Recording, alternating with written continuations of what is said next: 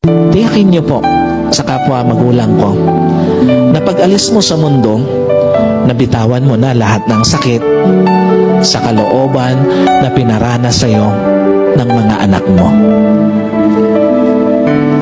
At sa lahat po ng mga anak, tandaan mo, pinakamalungkot biguin sa buhay ang magulang.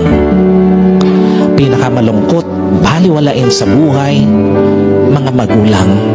At pinakamasakit sagot-sagutin sa buhay mga magulang.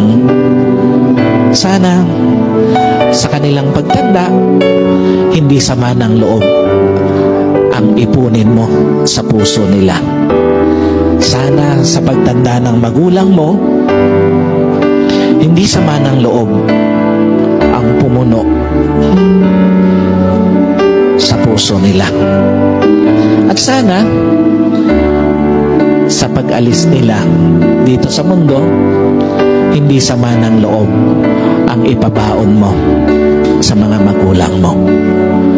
Dahil minsan lang maranasan ng isang tao, ng isang anak, ang magkaroon ng magulang. So be the best child to your parent.